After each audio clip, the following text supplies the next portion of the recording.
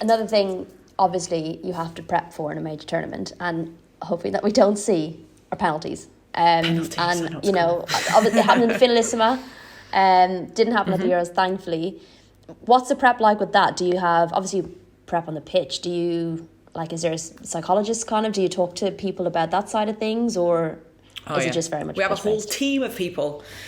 So it came from, I remember we started it, was it before the Olympics or the Euros? But yeah, basically I think the men's team went into a load of deal with Pickford, what was it, 2018?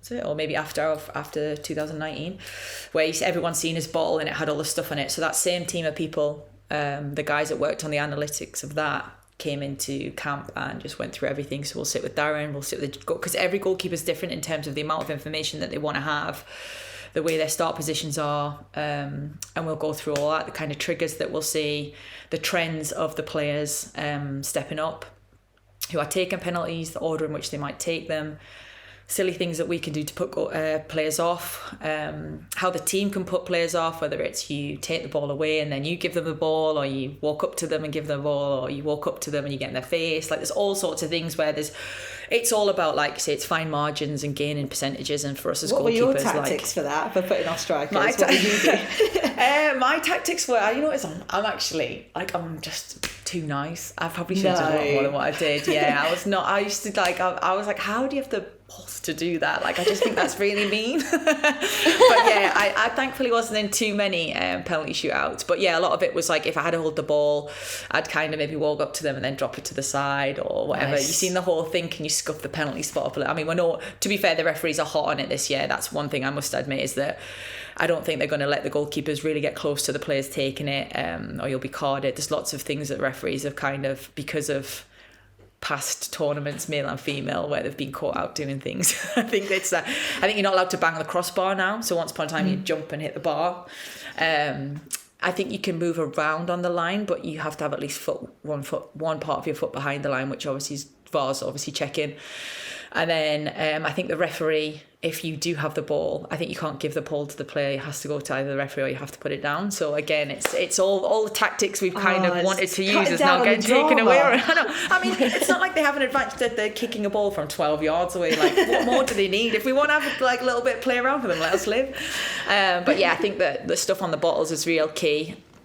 Because what was your approach to penalties? Would you react off of what you saw, or would you go and risk it? Would you?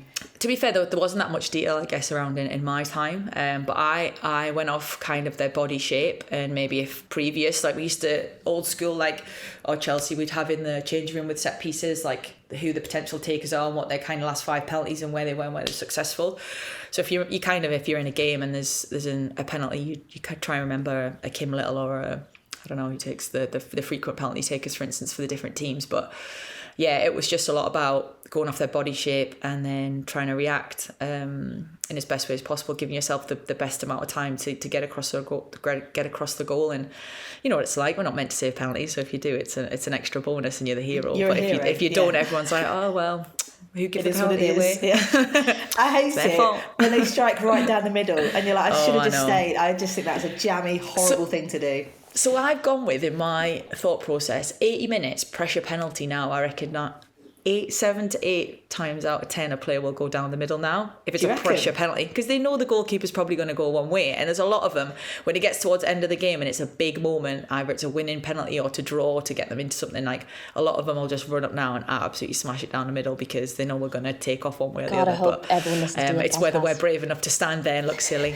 Because that's what you do. You look silly if you don't go and they've just rolled it into the corner and you think, oh, God. Oh, well, I'm going to have to message you now. When it's the Lionesses versus the USA in the final and it's Mary Earps in goal, penalty shootout, last 10, and Mary Earps just stands there solidly, like just holding her gaze. Bats it away. Yeah.